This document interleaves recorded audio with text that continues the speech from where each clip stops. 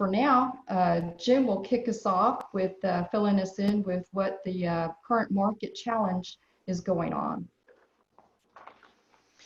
Thank you. Well, we get asked a lot at this time what's going on with the market and where is the market going because of all the COVID stuff. And so I don't know where the market's going, so I'm not going to talk about that. But I do have some ideas about where we are right now. So I want to show you a couple of graphs, and we won't take more than about 5 minutes on this, and then we'll get into the property tax part. But we thought we would throw this in at this time. So let's see here. All right, Connie, is that graph showing up on your screen? It is. Okay, so what we have here is a graph put out by Showing Times. Showing Times is the service that agents like Connie use when they are showing houses. They go through a centralized showing system, and they really have pretty much all the major markets in the United States. And what I've got pulled up on the screen right now is Texas. And so that's what we're going to talk about. And I'm sorry, they don't have a more granular metric on here. I can't go zoom into McKinney or zip code, but Texas is as small as we can get on this. And so this is an index graph. And what it does is it shows where we started at the first of the year in January, and it compares as we advance through the year where we are relative to the first week in January. So let's look at this blue line for just a second, and that's 2019.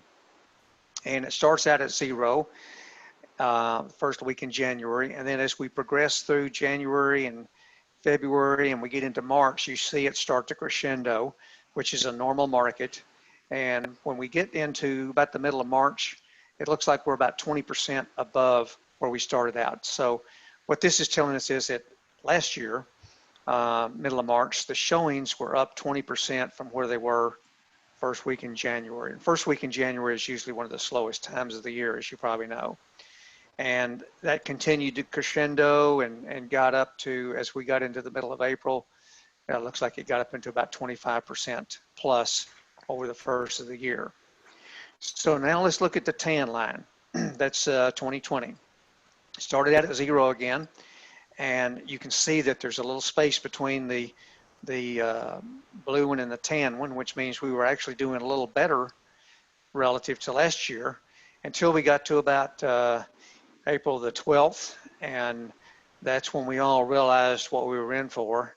That was about the time Tom Hanks made his announcement. So, you know, we can see what happened here, and the showings basically just came to a halt. And by the end of the month, our showing activity were down 42% from where it started first week in January.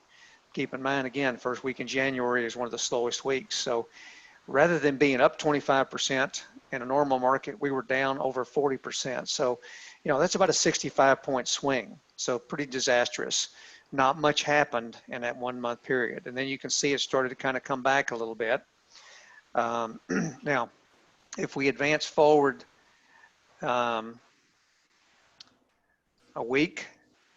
couple of weeks, excuse me, you can see that that curve, here we are at the end of March, and you can see that curve continue to come up very rapidly.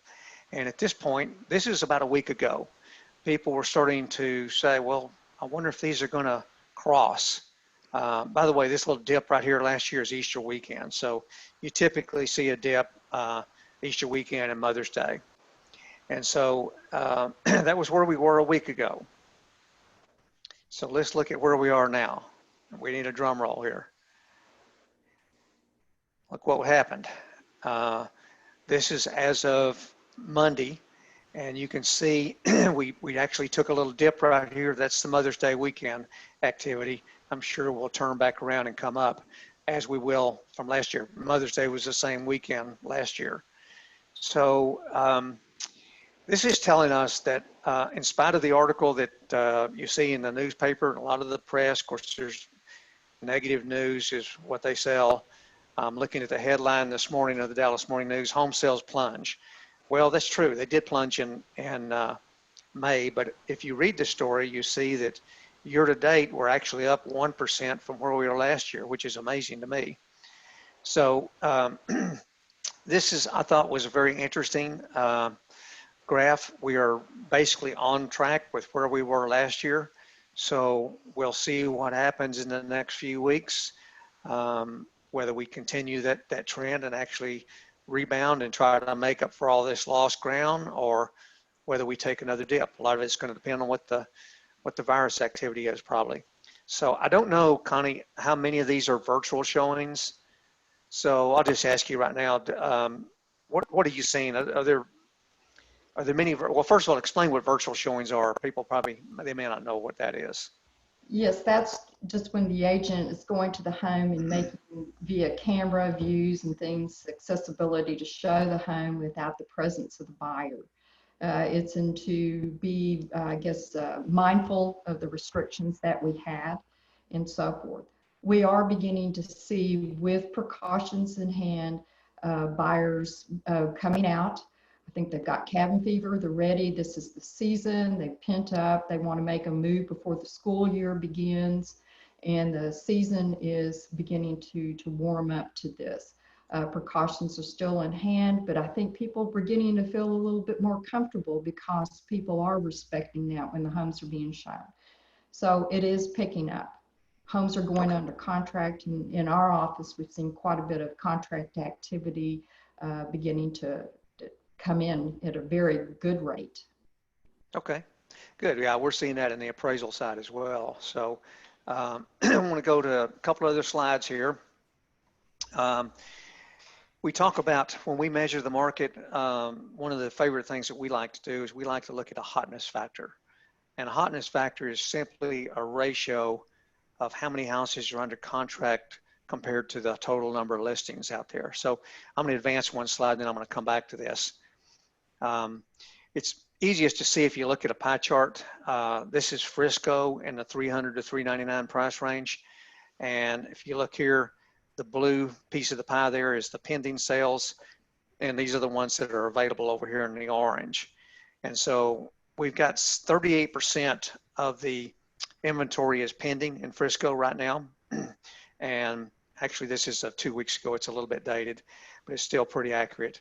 And we have 62% available. So that's a pretty healthy market. Anything between 25 and 35% is pretty much a balanced market. And so actually I'd say this is probably a leaning toward a good market in this price range. So that kind of gives you a framework of what the hotness factor is. Now I'm going to go back a slide. I'm going to come back to this one in a minute, but I'm going to go back a slide knowing what the hotness factor is. Let's look at what it is last year versus this year. So here's some select markets right here. We're going to look at Plano and a couple of price ranges. We're going to look at McKinney. We're going to look at Frisco. We're going to look at Allen in a price range, Prosper, and then we're going to look at DFW overall. So if we start with Plano right here, pretty big market in the 400 to 499. Last year, that hotness factor was about 33%, and now it's about 34%. So it hasn't changed. And what this is telling us is that we've got the same ratio of houses under contract now as we did a year ago in Plano. And so when we start to see that hotness factor soften, get smaller, we tend to see prices start to soften a little bit. On the other hand, when we see that hotness factor get higher, then that's when it gets to be a tight market, and a tight market usually yields to increased pricing. So we go to stay in Plano and go up a little bit in price range, go from the 4s up to the 7 to $1 million range. And you can see that there's a lot less under contract. That's about 19% now, and it's about 19% a year ago. And as long as I've been doing this 700, this luxury price range, I'll call it, and Plano, it's never been very strong. So this is normal. Now we go to McKinney. A lot of you are in McKinney probably, and look in the 4s. Last year, we had 24% of the inventory under contract. Reasonable market, but getting to be a little bit on the soft side. And now we're up in a little high range. We're up in the, let's see what that is. That's going to be the 31% price range. I won't go through every one of these. Here's Frisco at 38%. I will take a minute to look at Allen because I picked a lower price range just to show what that does.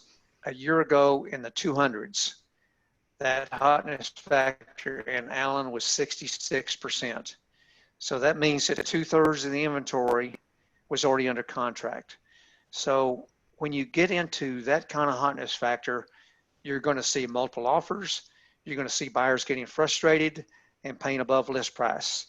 And when that happens, you're going to see prices start to come up and firm up and actually get into appreciation. So a year ago, it was 66%, which is white hot in anybody's book. And now it's 59%.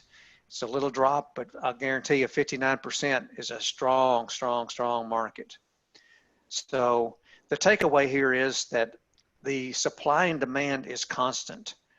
What has changed, though, is this. A year ago, Frisco, the hotness factor was 38%. Now, the hotness factor is still 38%, but we have a much smaller piece, much smaller pie to work with. The listings and the pendings are both down about 25 to 30%. That's changing. You just saw the graph of the buyers out there. I just did a quick update this morning, and since this data was collected right here, the number of active listings and the number of pendings have both increased by about 25 to 30%. So if we were to do this as of today, we would find that these pies are getting more and more equal. And so I think we're going to be, unless something changes, I think right around the corner, we're going to be looking at pretty much of a balanced market. So how does that play into your property tax picture?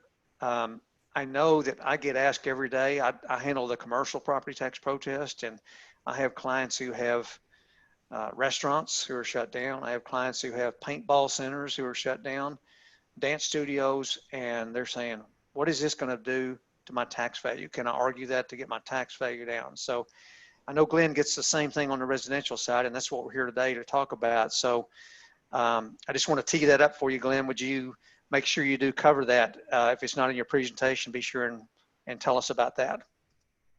Sure. Yeah, it's actually the first slide that I'm going to share here. And can you see my PowerPoint presentation? Yeah, sure can. Okay. So the key component of that question is what's the date of valuation? The appraisal districts value properties by law on January 1st of the year. So in this case, it's going to be January 1st of 2020. And that's this black line right here. And so we have the appraisal district that's been collecting information about market information. So sales that have occurred, and I'm going to kind of cater this more towards the residential crowd because I think that's why people are tuning in. So you've got them collecting sales during this green box period of time when we're in a really healthy economy. And then you kind of see what happened with, and this is what this is it tracks the Dow Jones Industrial Average from May of 2019 to May of 2020. And so you have taxpayers that are kind of living in this red box down here currently that's kind of an anxious economy. We're seeing people get laid off of work. People are asked to lower their income to continue working at a company. You're seeing furloughs. Our GDP is contracting, where all indicators are saying that we're going to be going into a recession. That's kind of the big macro view of what's going on. That doesn't necessarily mean that the real estate market locally in McKinney is going to correlate exactly with what's going on a big macro level. But even in Texas, we've heard that the comptroller, Glenn Hager, is projecting that we're going to be in the low double digits for unemployment. And so we should expect at least some weakening of the economy. And that's kind of what's going on with taxpayers' minds right now, is they're thinking, well, we're in a bad economy, and so that's going to impact my values. But the frustration is that we have to look at what the value of the property was on January 1st, and the appraisal district can legally pull in all of this information during this healthy economy to value your property.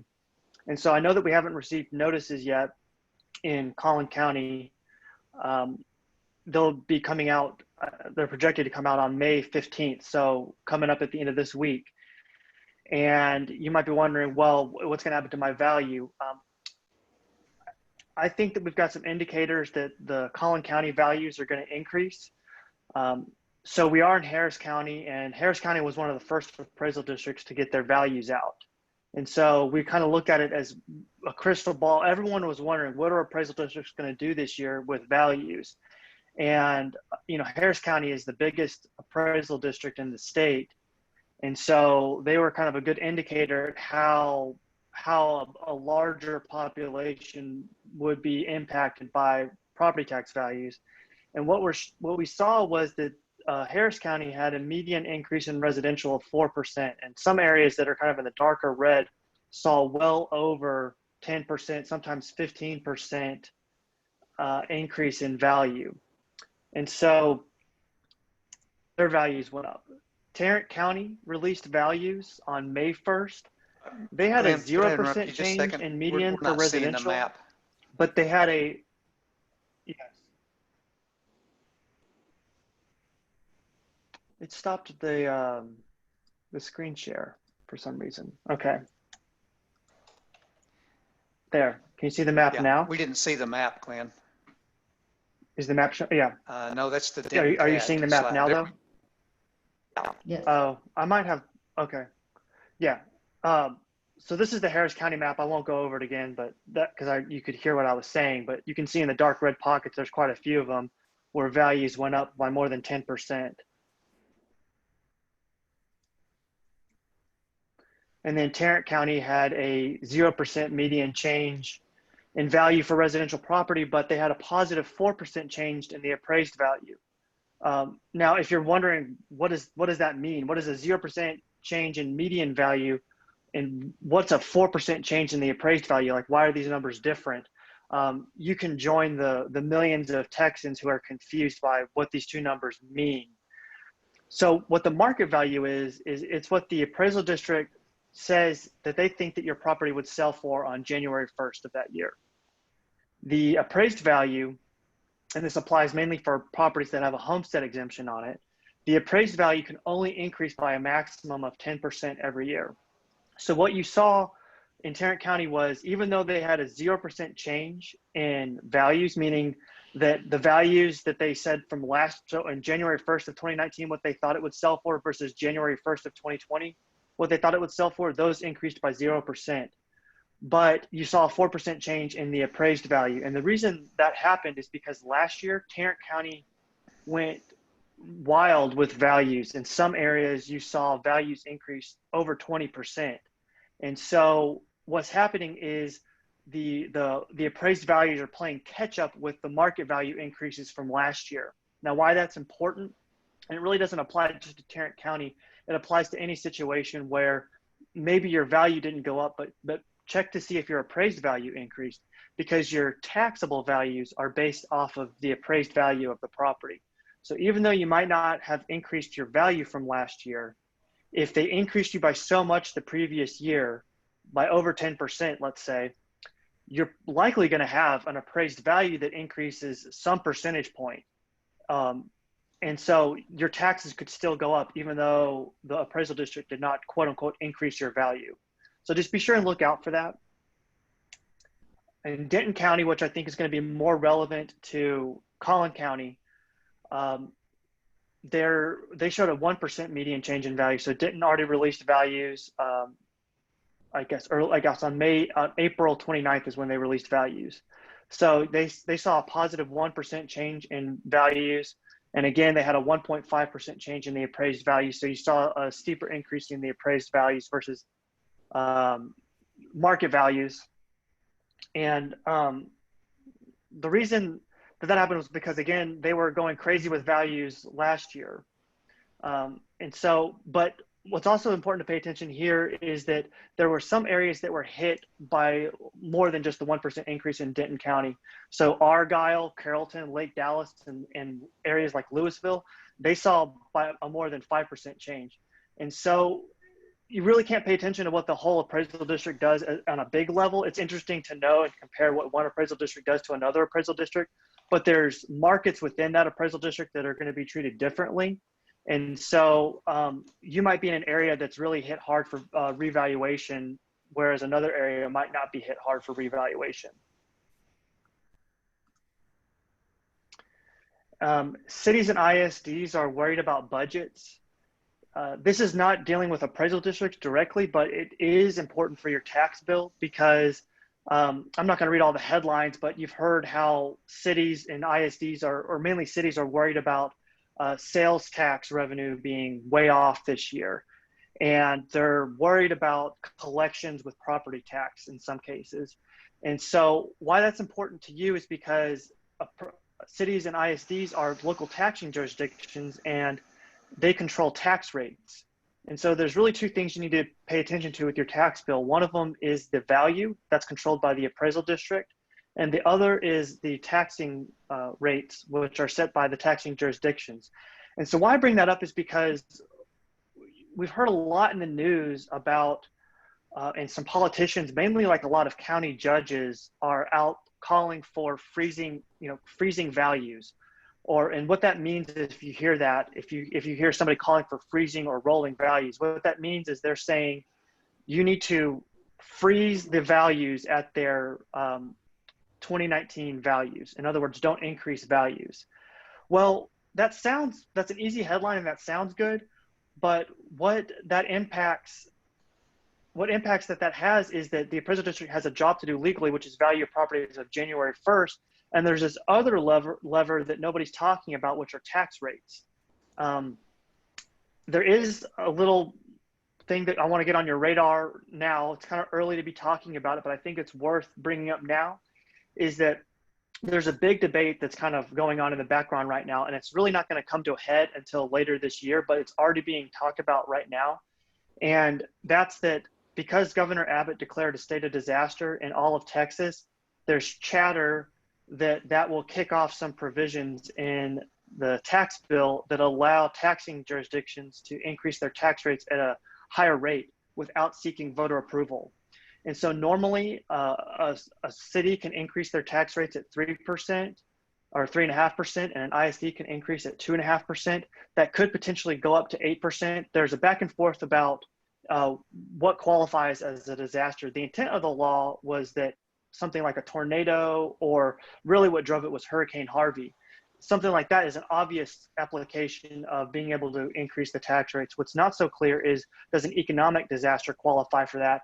And you're seeing a debate unfold about that right now. And I'm sure we're probably going to, the attorney or that Ken Paxton will also be asked to rule on that, like he has for other issues that have come up this year. And so there'll probably be an opinion that is requested on something like that. But again, tax rates don't come out until October, and it might be even November this year because of COVID. And so that's something that's going to be later on down the road, but that's important to bring up now because that is part of your tax bill. And why that's especially important now is because let's say that they can increase tax rates at above the 3.5 or 2.5% to the 8%. The part that you can control of your tax, you don't really have a say so in that. They don't have to seek your approval to do that. What you can do is file a protest. That's really the most direct way that you can control your tax bill. There's a lot of deadlines that are all over the place this year with property tax, and that's because of COVID. Normally, you would hear that the deadline to file an appeal is May 15th. And we actually, on my website, PropertyTax.io, we have a lot of people that chat in and they ask, I've only got a couple more days to file my appeal. The deadline's May 15th, and they're in Collin County or Dallas County. And Collin and Dallas haven't even sent notices out yet. And so the law says that you have 30 days after the appraisal district sends you an appraisal notice to file your appeal. And so these are the new deadlines that we know of this year. Colin, the new deadline is going to be June 15th. Same as for Dallas, June 15th. Denton is going to be May 30th. Rockwall is May 15th because Rockwall did send out notices, quote unquote, on time this year. And then Tarrant is going to be June 1st. So those deadlines are all over the board. We have a good help article that you can search on our website, help.propertytax.io, and just search 2020 deadlines, and we'll break it down by each county if you need to reference that later. I've already brought this up. The most direct impact that you have on your tax bill is protesting the appraisal district's value. We're a big proponent of doing this the right way. You can, and what I define as the right way is by being evidence-based in your appeal. The evidence makes a decision maker's job a lot easier to reduce a value. And decision makers are really classified into two categories. One of them is the appraisal district appraiser, because you can file a protest and they can offer you to reduce the value informally. And so what helps them do their job is knowing where you came from on your value. So being really tight with your evidence lets them know, A, that you've done your homework, and B, it helps them understand how you got to your value and kind of get inside of your head a little bit about why you're requesting that value and maybe what comps you're using, things like that. If that doesn't work out, if you can't get a good reduction or you're not satisfied with the reduction that you get with an appraisal district appraiser, or maybe they just say we can't reduce the value, the more widely looked at decision makers are what's called the Appraisal Review Board, which is the ARB. And they're kind of the referees in the process. They are not associated with the appraisal district. They're actually independent of the appraisal district, so they don't work. A lot of them, and a lot of people think that they have to go down to court and do this. It's not court. It's actually, you're going to the ARB. In order to serve on the ARB, you just have to be a tax-paying citizen of the county that you live in. So if you're in Collin County, the ARB members are just tax-paying citizens of Collin County. They can't work for a local government. So you don't have to worry about them trying to hold value because they're, so in other words, if you were a school teacher, you couldn't serve on the ARB because you would be making rulings to reduce values for your budget. And so they say, okay, those kinds of people can't work on the ARB. A lot of people are kind of nervous about the ARB. Again, I just go back to, they're just normal tax-paying citizens like you and me. And so you don't have to be worried about them trying to stick it to you or really even be nervous. They understand why you're there. And I think if you're evidence-based, that really separates you from a lot of people that go in there, and automatically they'll appreciate that. So my website specializes in evidence. We're widely known for our instant and free analysis. We've had tens of thousands of people in Texas that use that as kind of a baseline. Recent sales in my neighborhood helped me reduce the value, and all you have to do is type in your address and we provide you an analysis that will tell you if the recent sales, and we adjust everything and how the appraisal district system goes, how that will play out if you use that to try to get a reduction. And so we'll tell you if you have a strong case or a weak case. And if you have a weak case, maybe not to concentrate on recent sales, but maybe concentrate more on condition issues of your property, like foundation estimates or pictures of a dated kitchen, things like that. So in over 10 years of working with the appraisal districts, I've learned that the appraisal districts have a huge technological advantage. When I was first starting out, I was going into the MLS and getting recent sales to pull to value a property, and I would take it in there, and I would hear this a lot. When we run this comp through our system, making all the adjustments, the value actually indicates much higher than what you think. And so I got really frustrated with that. I would hear that a lot, and I was wondering, what am I missing? What data am I missing? And I would go in there with one strategy thinking that this information would help me, and then just in the blink of an eye, I would figure out that it wouldn't help me, and I'd have to be scrambling on my feet to try to figure out what to do next. I went to Texas A&M, like my mom said at the beginning, and TexAgs is a good online forum. They actually have a really active property tax discussion forum, and so I kind of was perusing that, and I came across a lot of things on there, and this just kind of summarizes what I was just saying, how not just me as a property tax agent was when I was first starting out would experience this, but how I think this is really common for a lot of people.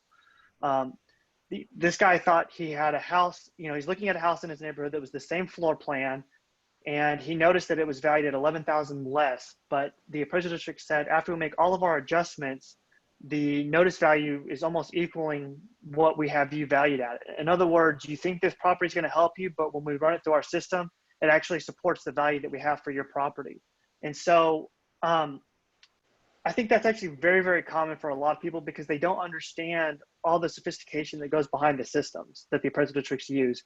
And that's really the problem that my company set out to fix. Is really make it super easy for, in just a few clicks of a mouse, you can produce evidence that's on par with what the appraisal district has. And you don't have to go through all the complexities of understanding their system. We take care of all that for you in the background so that all you have to do is click the mouse and produce a report, and we spit something out that will work in their system that, if we think a value comes in at, say 400,000, it'll come in when they run it through their system, in a vast majority of the cases, right at about 400,000, maybe plus or minus, a thousand or two there, because we don't necessarily know everything that goes on in their systems, but we're extremely close. So we're very, very accurate, and we actually get complimented by the appraisal districts how accurate our reports are. This is what our report looks like. And, I don't want you to confuse this as a big commercial for what I do. I think we solve a really cool problem. I think we make it super easy to produce credible evidence, but I want you to take away from this how we solve the problem and not necessarily think, oh, I absolutely have to use PropertyTax.io to solve the problem. So here's an example of a report. You don't have to use our reports, but you can use maybe our report format if you're going to argue your value down. I suggest doing an executive summary right out of the gate as your first page. That tells the appraisal district the value you're asking for and why you're asking for that value. In other words, what evidence you have produced to calculate that value. I'm a big proponent of using mapping because the appraisal districts have a lot of maps in their system. I like to kind of start off with a big looking outward, zoomed out view of your property, so they can get an understanding of where you are, where you're located.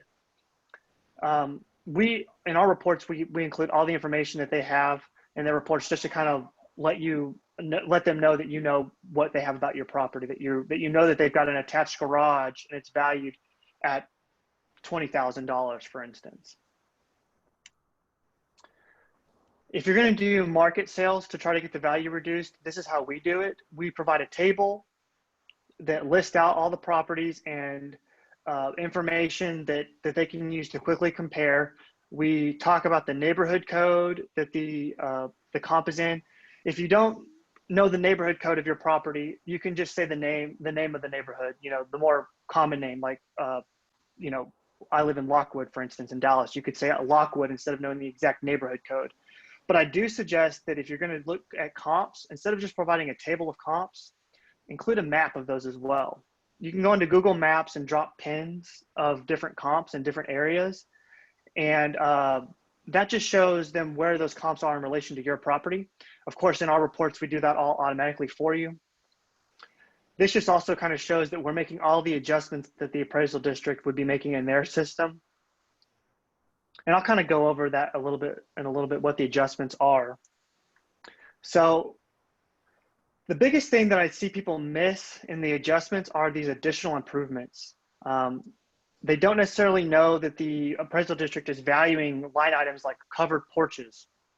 That's something that you wouldn't normally factor into a valuation. And I don't even really know in most cases if my father Jim or my mother Connie, who are both on this webinar, if they would even consider that when they're when they're valuing a property, the way that the appraisal district does.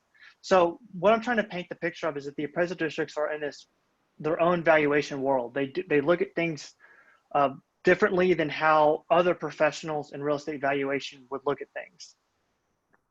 Lynn, can I ask you a question? Yeah. I think if you haven't covered this, I hope you will. I have a feeling most of the viewers are from Collin County. And the property class or the quality rating on a property is always kind of a, for lack of a better word, kind of a gotcha thing that taxpayers get when they come down there. In Dallas, you can see the class. In Denton, you can see the class. In Collin, it's not on the website. And Collin has a real granular quality rating. It's really pretty accurate, but it's not on the internet. So how can they get that? How can they make sure they don't go in there with an RV10 comp when they have an RV12 house? Because that's going to really hurt them. Right. And I mean, you could actually get that information through public records with them. But the file that they make available for you to download is a Microsoft Access database file. It's not even like a spreadsheet, like a CSV file. And so unless you have access, Microsoft Access, and you know how to work it, it would be hard to get that information. So it's kind of like a workaround in Collin County is look at the builder of the property. You can go into the ownership. What they do display on the website is the deed history of the property.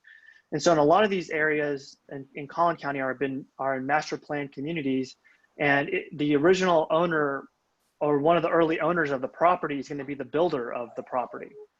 And so you can scroll down and you can see, okay, there's a Dries, Dries was the owner of that property at one time. So you can look up other properties and see, okay, that's also a Dries property. And that's how you would know the builder. And so, and that actually drives a lot of how they classify properties in their building classifications is they look at who was the builder of the property.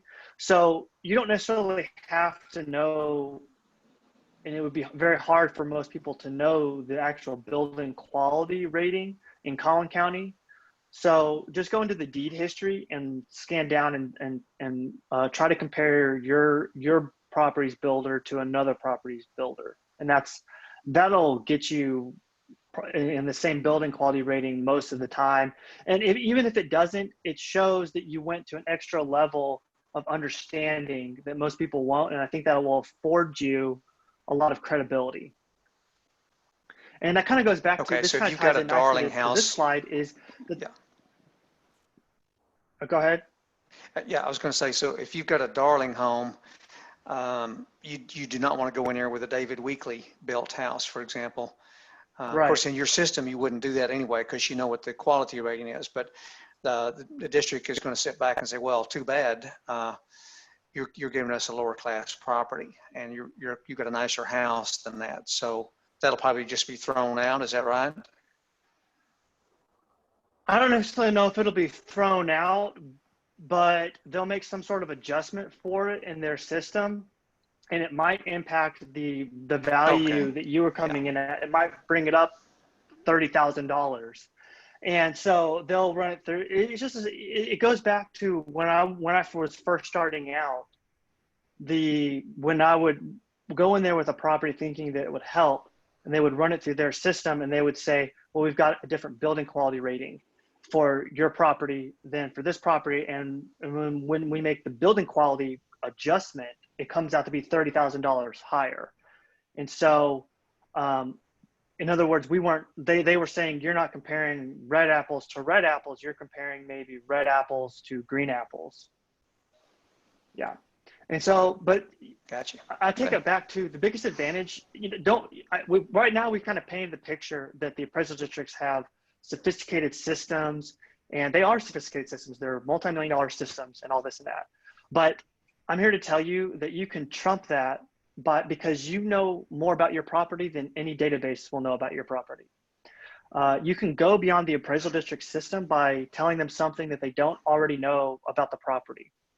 And that comes mainly through photographs, because a database can read things like square footage really easily and assigned land value for a property very easily, but it can't understand what a picture is really saying. I mean, I know we're kind of progressing with our technology to do image recognition, but still, the appraisal districts don't have that capability. And so you're going to know a lot more about your property than they will by simply just providing photos. So you don't need a multi-million-dollar system. You just need, your smartphone, and you can peruse the internet for any number of online websites that provide photos of properties that have sold, and now you've got an advantage over them.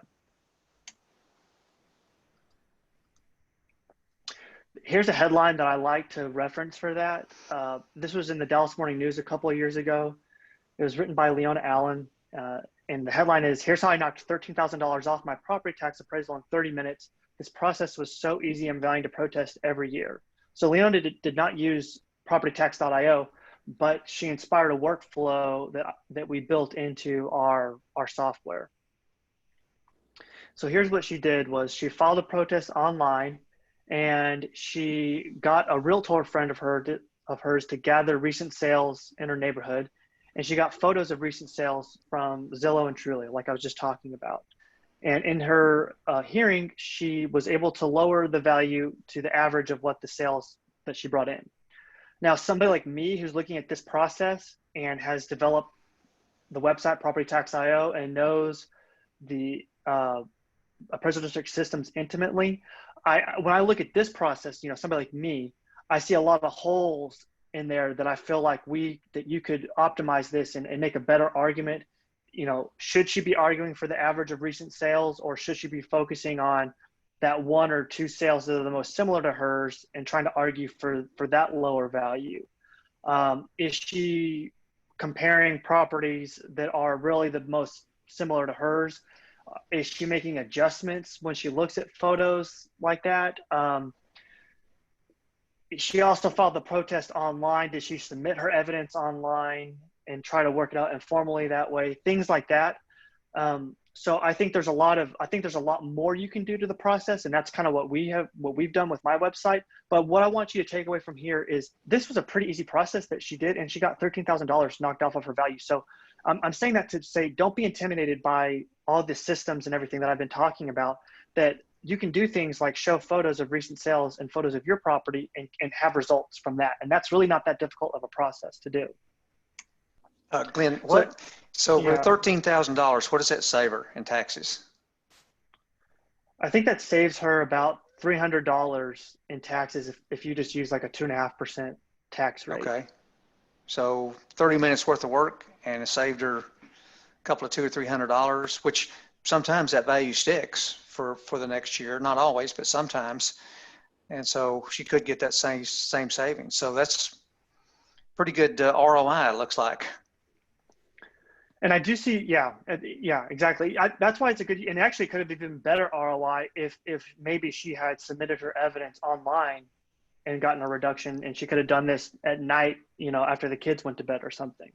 Yeah. Okay. And I do see some questions coming in, and so I will look at those and we'll answer some of those in a little bit. So I just don't want you.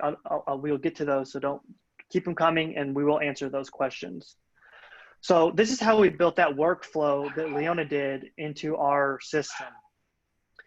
You can do things like use photos to show things like that comp's kitchen is nicer than my kitchen. And so we have all the kitchens available there. You can upload your own kitchen. And what you're doing now is you're doing a side-by-side comparison of your kitchen and the comp's kitchen, and you're saying it would cost me $25,000 to make my kitchen look this nice. And what that is doing, and what we do that in our system, but what you might be doing in a roundabout way, if you were doing that, is you're saying, I disagree with how you're valuing this property when it's used against mine. And here's a photo of my kitchen, and here's a photo of the comp's kitchen to show that I think that you're off on that value. And so what you've done there is you've beaten their database by just doing a pretty simple process of just your subjective judgment, something that you already know. Like, let's say that you're Connie or one of her associates is showing you a house, you're walking through the house and you're saying things like, I like this kitchen better than the previous house's kitchen. So you already know how to do this. You already know what you like and why you like it. So just make that argument and just use the photos. This is how we show it in our report. And again, if you don't want to use our report to do that, you could use like a Microsoft Word document. You could create a table and you could insert the two photos side by side in the different cells of the table, that kind of thing. But I think it's important to do a side by side comparison, so it makes it really easy, so that they can see, okay, here's my kitchen and here's the comp's kitchen, and I'm saying that this kitchen's nicer than mine, or whatever comment you put there, and I'm saying it's $25,000. Take me $25,000 to make my kitchen look like this. And I think when somebody looks at those pictures, that's pretty, you seem reasonable about where you're coming from on your calculation, and you're showing it. And I think that separates you from most everybody else that comes in there. Glenn, can you go back to that picture 1 second? Yes. This might be a good time to throw in, explain, if you're working at the appraisal district, every case that you do, you settle, you have a supervisor that looks over your shoulder to see what you did, and you have to have an audit trail. You have to have some evidence to show what you did. You can't just say, oh, Connie's a nice lady and I know her, I'm gonna cut the value of $20,000. You've got to have that in there. So it looks like to me that this slide right here really gives all the cover that the staff appraiser needs to make the cut legitimately. Is that fair to say? Yeah, and that's, first of all, you're showing them that you've done your homework and that you're prepared and that you have specific things that you want to discuss. You don't want to, what you're doing now also is you're getting them out from behind their computer screen. And so if you're providing photos, they're not looking in their system to see how that property compares. They're looking at the photos, which is information you've brought in. And so now they're focused on your information instead of what their systems are telling them. Okay. And Glenn, you mention the reason you would know what they have using up against your home is the evidence.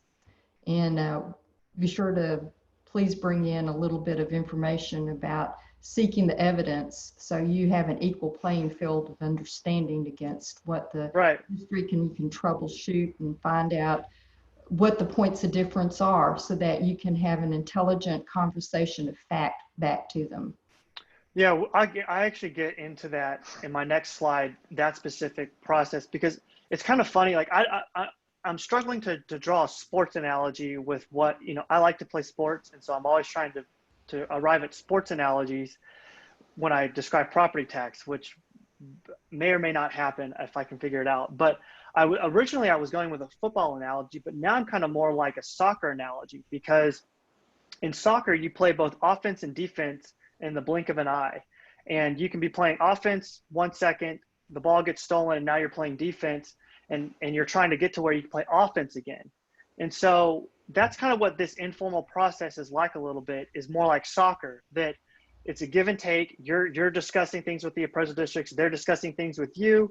And so what Connie's talking about is okay, right, what I've been describing is you're on offense now. Like you're showing your information, you're making your points. And what Connie was saying is, okay, well, they're going to have their points that they want to make. How can you prepare to combat that? And I think this next, what I'm going to show you here is this case study that we did, which is, I think, a good example of the soccer analogy. So the title of this is, this comp's pool is only valued at $4,000. It seems like I'm being valued too high based on a glitch in the appraisal district system. And so what this is a story about how one of our users last year, he requested the appraisal district's information when he filed his online protest. And what that affords you to do, before I go into this actual case study, is the key thing is that you need to request the appraisal district's evidence. They have to legally provide you that evidence 14 days prior to your appraisal review board hearing. And so what you can do in that time period is you can look at their information and try to figure out what holes you want to punch in that information, and if there's any weaknesses in that, so that you can be better prepared for your hearing, for your ARB hearing. And so this is how he did that. So he was noticed at 448,000, and he went to our site, and we said you should try to go for about 425.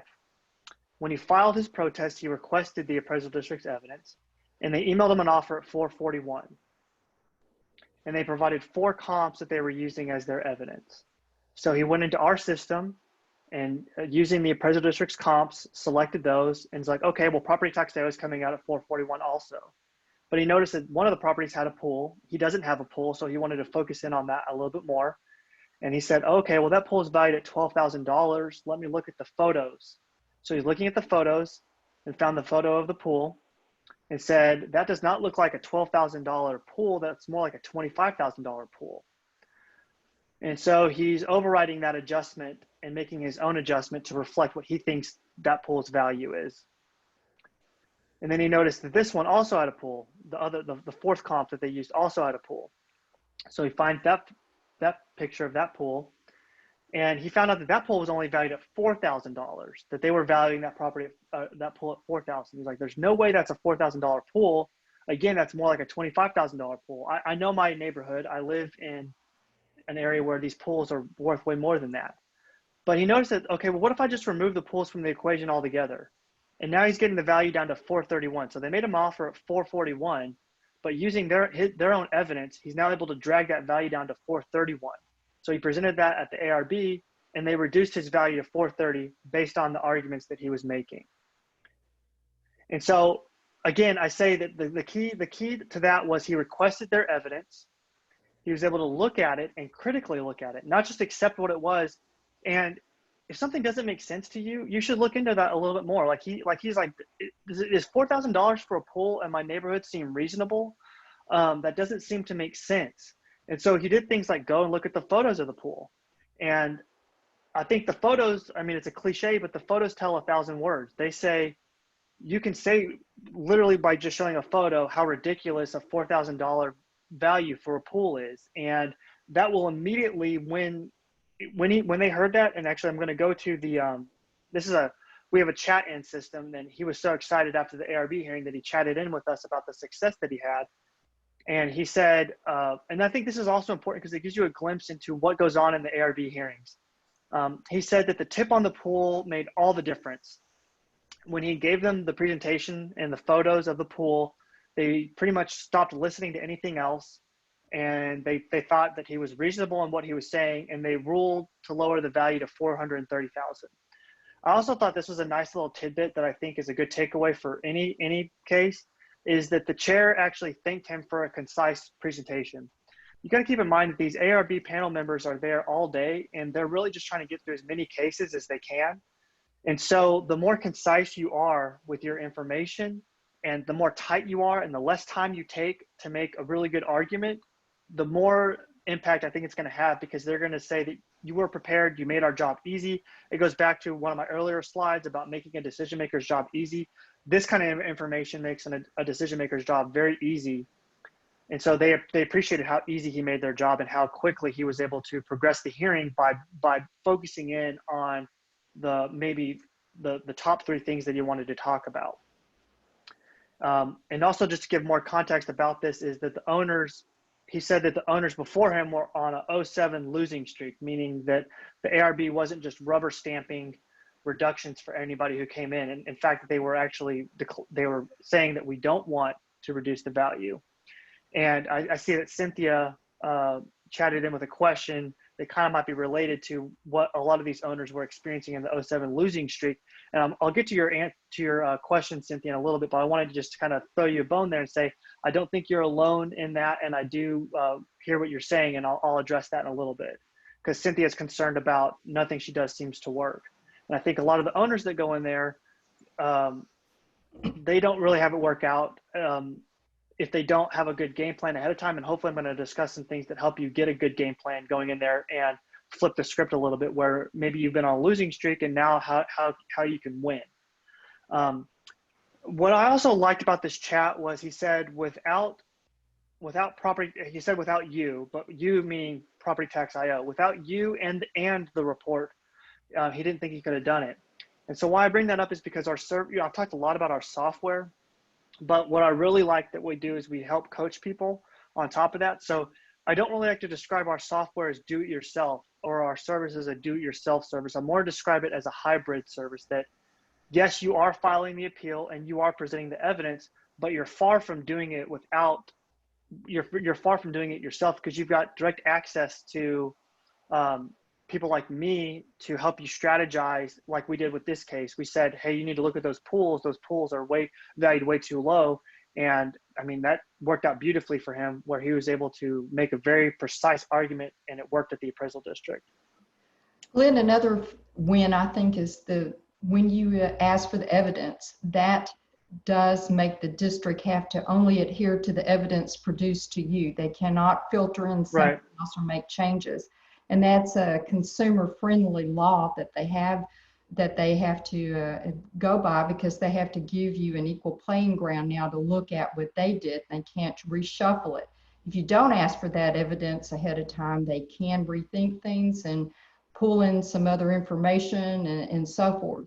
So why not ask for evidence up front? The longer you have to look at it, the more you have time to poke holes in it, and also produce a credible data to defend it, to put forth in front of them. They don't want to hear a whine about, oh, my values have gone up. They hear that all the time, but they will respond favorably to, as you had spoken to, data.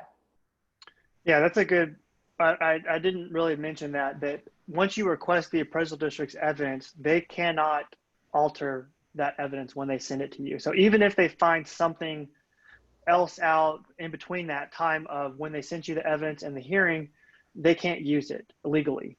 And so there really is nothing to lose by requesting the appraisal district's evidence. And in my opinion, it's a way underused advantage that the taxpayers have. And so I highly, highly encourage you to do that. And request it quickly, because they do need to get it to you 14 days. But if you request it the day before your hearing or opportunity to visit with the appraisal district person, then you've lost a lot of, I think, playing ground for yourself. Right. Right. Yeah. Actually, in Collin County, you can request the appraisal district's evidence when you file an online protest. So I suggest, here's how I suggest doing this. You get your notice of appraised value. You do all your research. My website makes that very easy to do. I've discussed ways that you can do the research without using my website. Get all your research, all your fact finding done.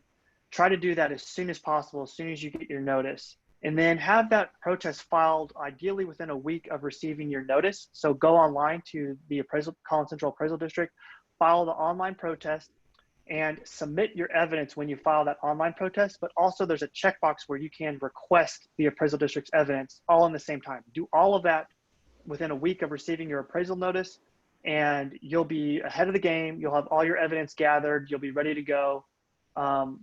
And you're going to make their job a lot easier because you have submitted evidence with your appeal. And again, you're going to get their evidence, and you can start playing defense if you need to. Go to the ARB. Maybe they make you an offer. A lot of people get offers that they agree with or that they can live with, to withdraw the appeal because the appraisal district lowered the value to something that they think is acceptable. That happens a lot of times. So I've been focusing a lot on the ARBs, but a lot of people can resolve the case informally without having to go to the ARB. So I encourage you to try to do that. The appraisal districts are begging you to use their online protest system this year because of COVID. They really want to limit in-person processes. In fact, some of them have just eliminated altogether in-person processes. And so that's going to put a big strain on their system. So I think they're willing to work with you a lot more than normal if you file the online protest, especially if you file it early, and especially plus if you submit it with evidence and request their evidence at the same time. I think that's the best way to do it this year, is the online protest early and requesting their evidence with submitting your evidence all at the same time.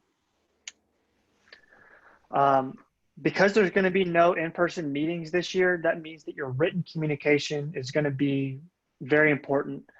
Normally, you could file your online protest and submit some evidence, or maybe you didn't submit your evidence. Like I think what Leona did in that Dallas Morning News article I was referencing earlier about how she knocked off 13,000.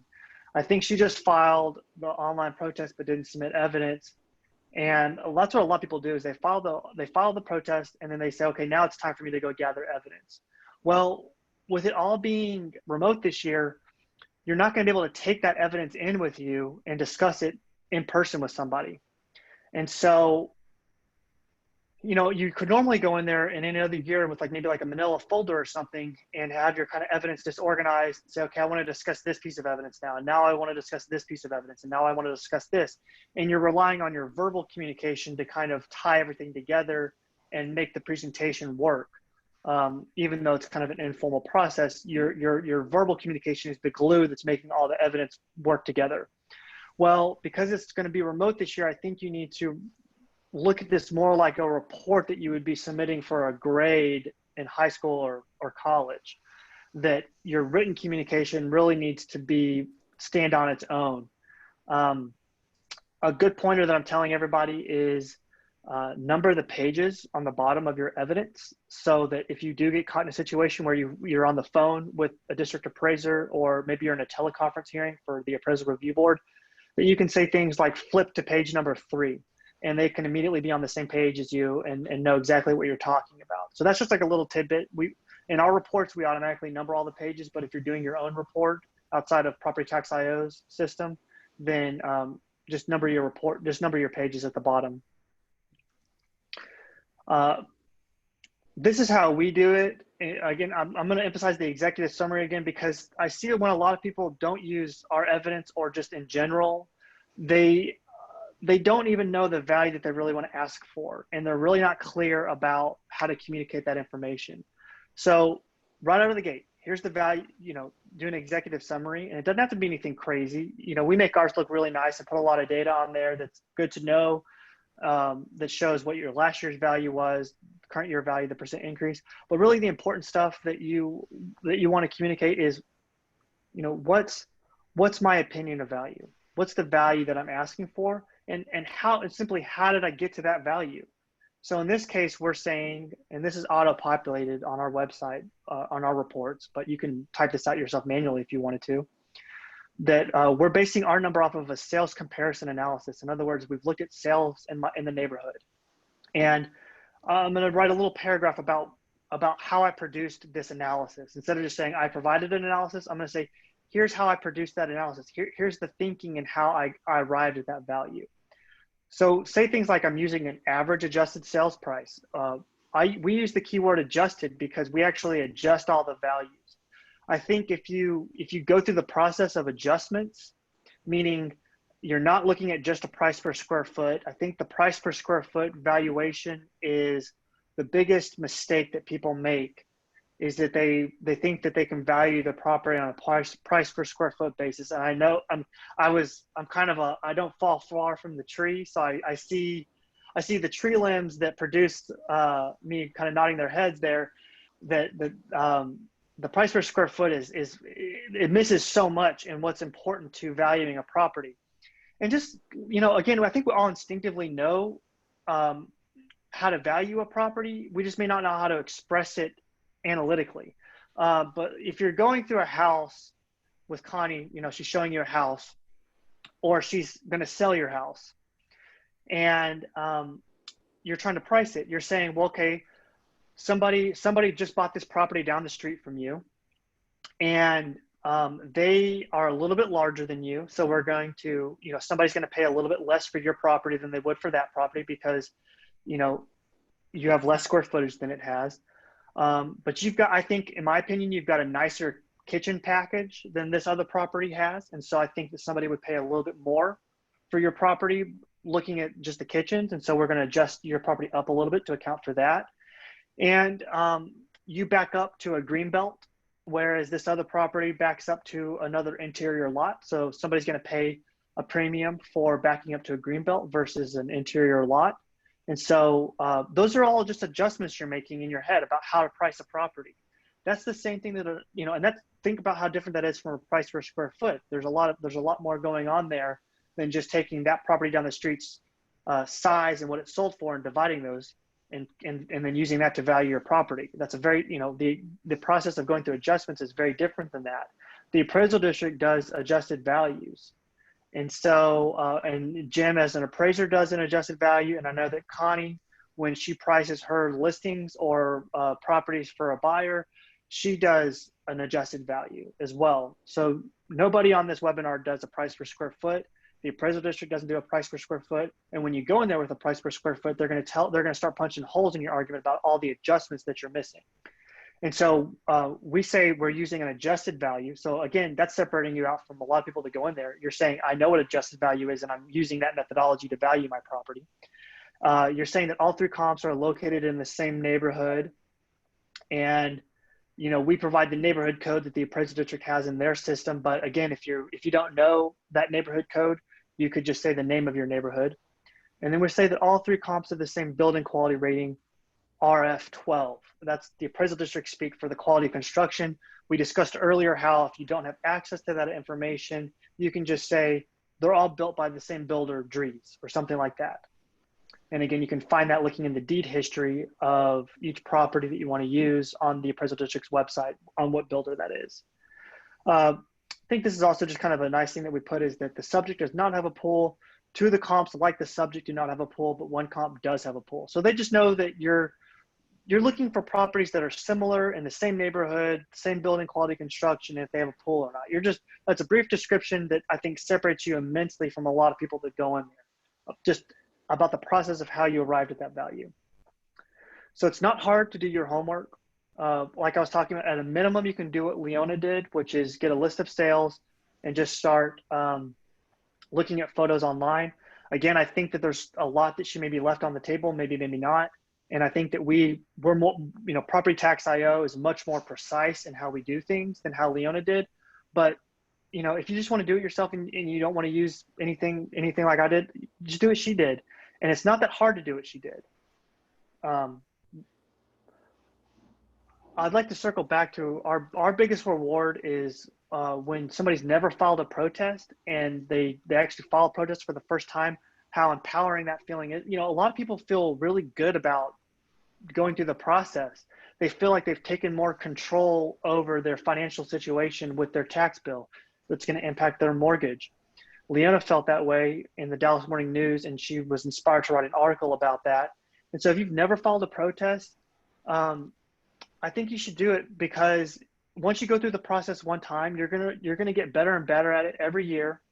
If you use our service, PropertyTax.io, we help you. You know, it's kind of a head start on this whole thing. But if you don't want to use us and you just want to go it alone this year, you'll find your way, and it's not that big of a deal. And I think you'll have a sense of empowerment that you've taken more financial control over your tax bill. And if you have filed an appeal before and you've done a protest, then I would consider you to start looking at yourself as a coach for other people that have not done it. So maybe go on nextdoor.com or on your neighborhood Facebook page, or maybe just have a good old fashioned chat with the neighbor. You know, maybe you're still staying 6 feet apart, or over the fence or something, where you help them out with, you know, getting into the protest game, because we need more and more people to do this. There's a lot of people that don't pay attention to property tax. So if you are somebody who has been through the process before, help other people get through the process and start protesting their values as well. I just want to remind everybody that we have good free help, good free resources. You go to help.propertytax.io, and it's a nice searchable FAQ system. You can type in things like homestead, and we talk about how you can qualify for a homestead, how you can file a homestead.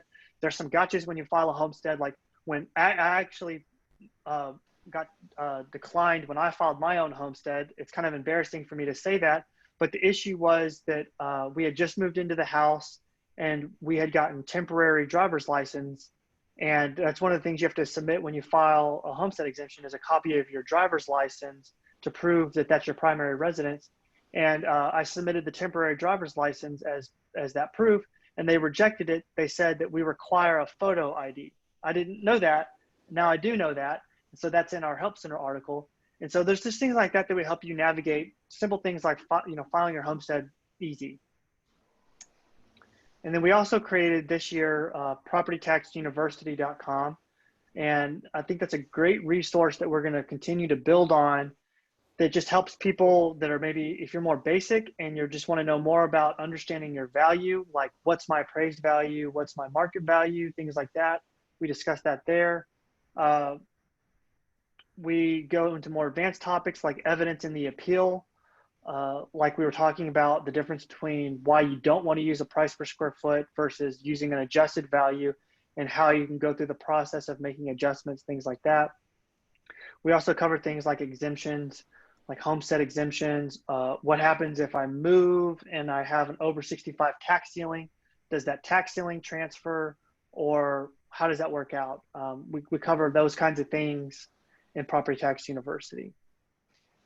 And let me give you a break here just a second, let you look at the questions, and I want to share my screen. And let's see, I'm actually on the website here. And is that sharing now, the website? Yes. Yes. Yeah, okay. So if you go to the website, this is the homepage, what you see. Most people click right here to see their instant analysis. I'm not going to do that right now, but that's free. It gives you an idea if you have a case or not. Here's the Dallas Morning News article, but what I really wanted to get to is right down here, the evidence report, view a sample evidence report. You can click there if you're going to do your own protest. I mean, here it is, all laid out. You can just scroll through that. You can print it out.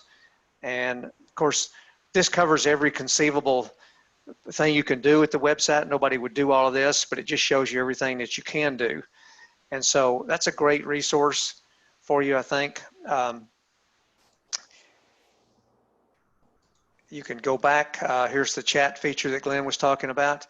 If you go in there and just type appealing in Collin County, you'll probably get an article that gives you step-by-steps on how to do the file the appeal and how to get the evidence and that sort of thing. So this is a great resource whether you use it or not. And let me just ask you, Glenn, I don't think you covered this, but the report that most people buy, I know, is the silver package. And that cost, I think, $75. Is that right? Yes, it normally costs $75, but we have a partner network, and Connie, of course, is a partner. Okay. And the benefit of that is that it decreases the price by $10 on anything that you purchase. So it would go from $75 to $65. And again, we don't, any kind of promotions that we run, we always make our partner promotions the most generous. And so you'll never get a bigger discount than what we offer, but then coming to our site through a partner. So Okay. I would highly suggest using Connie's promo code or the unique URL that she has. And if you come to our site using that unique URL, we'll automatically populate the promo code on checkout, so to knock off $10. But if you don't, you can just manually type in her promo code when asked for it on checkout, and you get $10 off. So it'll be $65 with Connie's promo code. Okay. And I assume, Connie, you're going to send that out after the webinar to Actually, everybody? Okay. Send it out as part of the announcement on this, but I'm certainly happy to give that out again. And by the way, we are recording the webinar, so if you didn't get all of it or want to forward it to someone, let's see, how would they get that, Glenn? Do they go to YouTube or? It's up to Connie. She'll probably send it out afterwards. Yeah, we can give her the link. We'll provide a link. I'm going to look at one of the questions. So Cynthia had a question. She's frustrated because she seems to feel, Cynthia feels like she's shut down with even great information on her side. And she's really upset about the process and kind of turned off. And she's asked, what do I do? Well, I mean, Cynthia, first of all, I don't get a reduction on 100% of my cases every year. And I think I'm an expert really on how to develop evidence and get reductions. Sometimes, as much as I want to lower a value, I don't have the evidence to do it. And even sometimes when I have great evidence to do it, it still doesn't work out. You know, if I'm trying to make a complex argument, the best thing I can say is I think photos help you have an advantage over that, because when I tend to get shut down, it's mainly when they're focusing their attention behind their own computer screen, looking at, and they're trying to find comps that are maybe better than the comps that I'm using. So maybe this isn't so much a problem now because I know what's going to hurt me going in there because of PropertyTax.io. We not only just tell you the information that can help you, we tell you the information that can hurt you and how to prepare for that. So I'm not really caught so much off guard with that anymore. And actually, I mean, this isn't just a plug for PropertyTax.io. I mean, it kind of is, but ever since I've started using my software, my winning percentage has gone way up. But that's because I probably know what's going to work and not work, and I maybe I don't go in there with certain things, today that I would have 10 years ago because I know how it's going to adjust out in their system and it's just not going to work out. And that's, again, why we provide that instant and free analysis to kind of tell you what the recent sales will do to help. But let's say that I do think that I know that they think that this comp is going to hurt me when I go in there. If I can get the photos of that comp, and this is all assuming that this is legitimate, sometimes we're not magicians, we can't really pull rabbits out of hats. But if I see, okay, here's this comp that looks really good on paper, that adjusts a lot higher than my property, but I look at the photos of it and I see, oh, it's got all these upgraded packages to it. I can go in there with the photos and go through kind of that process that I went through earlier where I'm adjusting things down, like saying that, well, and I could just start picking off line item after line item. Maybe I'm looking at the countertops from the kitchen. Maybe maybe I disagree with the view that they've got, or maybe they think that I've got, 3 full baths when I've really got two full baths, things like that. And just start nitpicking it down. And maybe I don't use that comp with my evidence that I want to present, but if they bring it up, I've got a list of, and I'm aware of it, and I'm in a negotiation with them, and they say, well, here's this comp, and we're going to use it against you. I'm immediately prepared to start nitpicking that one and say why it's dissimilar and all the problems that they have of using it. And Cynthia, you also asked a question about. I was just going to interject that setting the tempo correctly when you are in conversation on a positive note, that we're going to work together in understanding where my position is, rather than on a note of which they hear 100 times over, is if I could sell my house for that, I'd do it. You want to buy it, just a real negative bitey attitude. If you go in there and present data and your reasoning behind it, I think you'll find at least they will be receptive of it. And then I also just will say, if for some reason you don't achieve your encouragement, you try the informal way of working it out, you then go to the A or B level, because that gives you two chances at it. And then if you get shot down again, don't let that deflate you. Make next year a learning lesson for you so you can prepare better, and maybe even chat in on PropertyTax.io, and they could fill you in a little bit more on positive things for the next year too. Yeah, to piggyback off of being data driven, really what that comes down to is, can you quantify your arguments? What they hear a lot of is things that are difficult to quantify, and those never work out. And the reason why those don't work out is, I don't think it's because they're trying to be mean, but they have a system that they have to work within.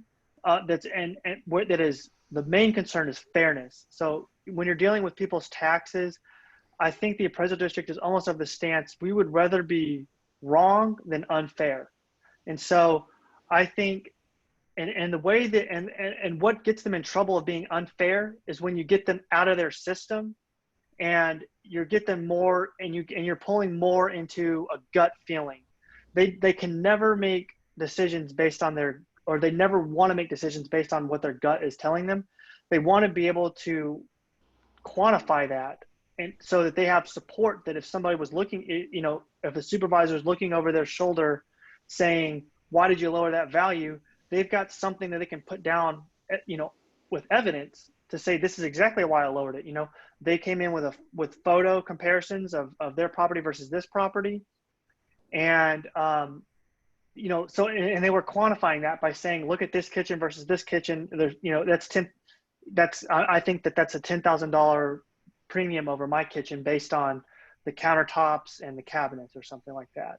And you know, that's something you can quantify. What you can't quantify, and what I see a lot of people get in trouble with, is my neighbor's yard is overgrown, or I have a stop sign in front of my house. Those things, I'm not saying you're wrong for thinking that that devalues your property, but where it goes wrong in the appraisal district's world is, how do we quantify that? How do you quantify the value that that stop sign has in front of your house? How do you quantify the value that your neighbor's property being overgrown devalues your property? That would be super hard to quantify. And so those are the kinds of things that they'll steer away from because they're concerned about fairness. So the more analytical you can be, the more you can quantify things with data, the more success you're going to have. And then you also asked, Cynthia, you also asked, where do I find the CADs? The CAD stands for Central Appraisal District. You've seen us use that acronym. So where do I find CAD comparables used to assess my property? That goes from, you have to request that from them. So when you file your online protest, check a box. There's a box you can check when you file the online protest. And when you check that box, they will have to email you a report of the comparables that are used for your property. It's important when you file an online protest that you select the basis of the protest as both on market value and equal and uniform. A lot of people make a mistake in Collin County that they only file a protest on the value is unfair, because you're thinking, oh, my taxes are unfair, so I'm going to appeal that the value is unfair. Well, what you're unknowingly doing when you do that is you're saying that I'm only filing the appeal based on what's called equal and uniform, which basically is, how does my house compare? How does my property value compare in fairness with other property values in my neighborhood? And a lot of people, what they'll do is they'll submit evidence of recent sales as a basis. Well, if you're submitting evidence of recent sales, what you're saying is, I think my value is incorrect. And so there's two bases in Collin County you can file on. One is incorrect and the other one is unfair. And it's a drop-down menu in their system. And normally when we see drop-down menus on web forms, we think we can only select one option. It's called, it's as a single select. But in Collin County's online protest, it's actually what's called a multi-select drop-down. So you can select multiple items in that drop-down. So don't just select unfair, select inaccurate as well on both bases. Inaccurate has probably the better opportunity than the unfair. Yes, I think so for sure, especially in Collin County. I think the inaccurate is much more the way you want to go than unfair, but it doesn't cost you anything. There's no trouble in appealing on both bases. So do both. And we have a question about, somebody says, what if there are no comparables in our neighborhood? And I know you're going to answer that, but also I've seen on PropertyTax.io, sometimes somebody will put an address in and we will basically just punt. We can't find comparables for that property. Right. And I don't think you covered the guarantee. So why do you not recommend a purchase if we don't have any good comparables? Right. So that we do guarantee that you'll get a reduction. If we do recommend that you make a purchase, we guarantee the results or we'll refund your money. And so that's why it's important that people go through the process of using our instant and free analysis, because that will tell you if we're willing to guarantee the product or not. And we're not going to just say everybody is going to get a reduction no matter what. We think it has to be driven by evidence, and we analyze the evidence. And if it doesn't work out to where we think you can get a reduction based on recent sales, then we're going to say, hey, don't make a purchase. And that's really valuable, because now okay, I was going to go down this route of analyzing recent sales, but here's this company who specializes in this, and they're telling me that that's not going to help me.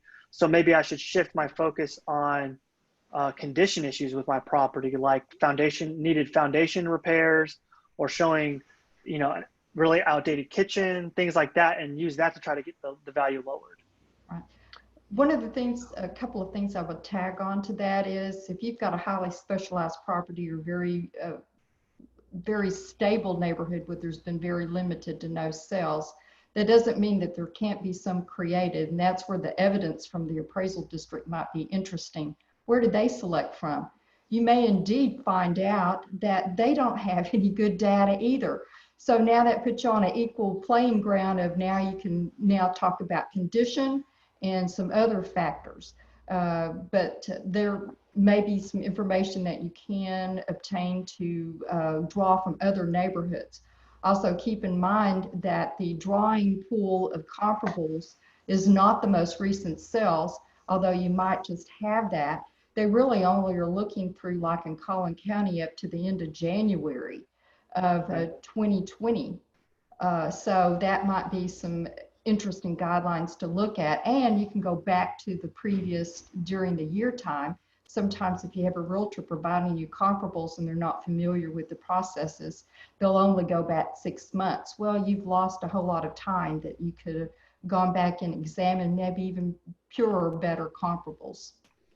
And on our site, we actually run our primary query, for lack of a better word, the primary query to find comps is looking within the exact neighborhood that you have.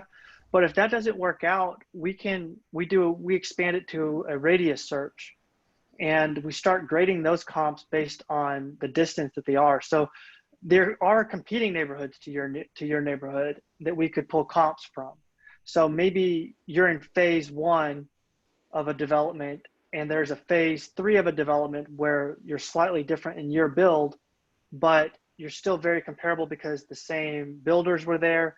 And so they may not be the exact best comps you want to use, but they're the best available. And so we don't just have to stay in your same neighborhood. That's the primary, and we actually score the properties that sell in your direct neighborhood the highest in our algorithm, our scoring model. But if that primary search doesn't return a good sample, then we'll expand it to radius and we'll start pulling from competing neighborhoods. And if you do, and if that still doesn't work out, you'll score what's called an inaccurate on our website.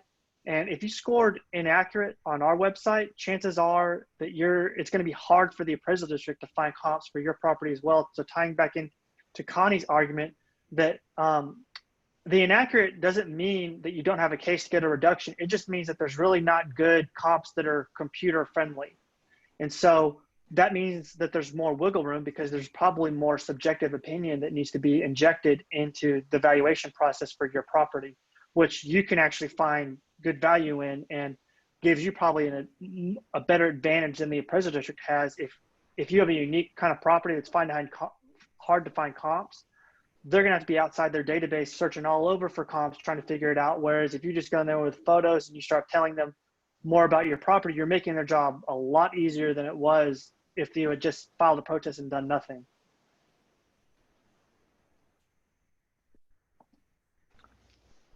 I don't see any other questions right now, and we're actually right at a little bit past 12:30. Do you guys want to wrap it up, or is there any other question? I don't see any other questions trickling in, so it might be a good time to. We just had somebody that raised her hand. Karen, let's see here. Okay.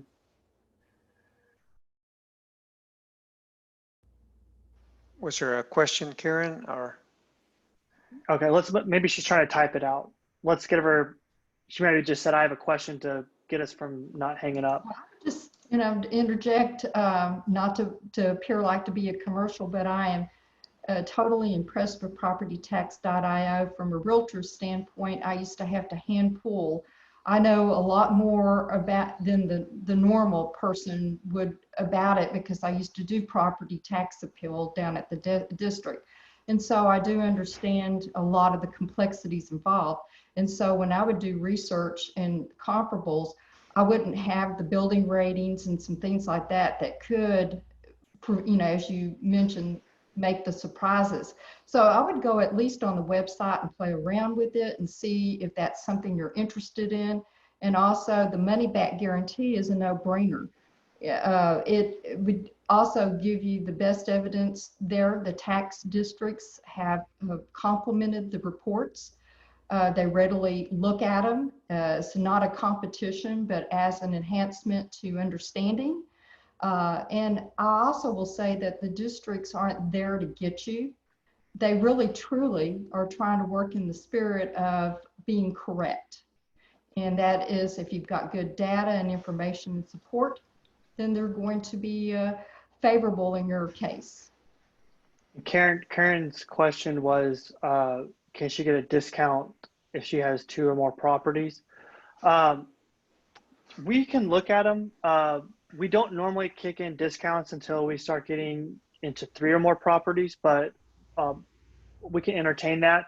The best thing to do though is to look them both up in the instant and free analysis, because one of them we may not be able to do anything on or recommend a purchase on, and then you're just down to 1 property, or maybe even both of them. So, or maybe both do qualify. And you and can't then go immediately, like if you're in Collin County, you have to wait until the district right. has Yeah, downloaded information. the best thing to do now would be register, look up your property and register for free with us. And what that will do is, as soon as the data is available, we will email you the analysis to your property. And so even though the data is not available, you can still register for free, and we'll know the property that you're associated with, and you'll get a nice analysis emailed in your inbox with that. And then Karen, just once we get to that point, when you know what we're working with, the data that we're working with on making a good purchase decision, or maybe not making a purchase at all, just talk to us then and just remind me of the conversation, and we'll work with you. All right. I think we'll probably close it out unless Connie have any final words or. I just want to thank everyone for joining in. It's truly an honor that you took your time of day. I hope you have found the information enhancing. Don't forget that you can reach out to me. I've got 2 great expert sources to draw on as well if I don't know the answer. So that's my one. I want to help my clients. I want to help the general public in achieving the best results. And of course, if you have any real estate needs in buying and selling, I do want to throw in that's what I do. And we do everything I think sets us aside is that we do have appraisal background, and that we can help value homes. And also being in the business in over 30 years, I won't say how much more, but I've been in the business over 30 years, that I know the market very well, and I can be a very good eye in denoting quality and things about homes. Okay, well, we thank everybody for tuning in, and thank you, Glenn and Connie, for having us on your team here. And we'll go ahead and sign out. And again, the video will be available. If you want that link, Connie can send it to you. Thank you. Thanks, Thank you. everyone.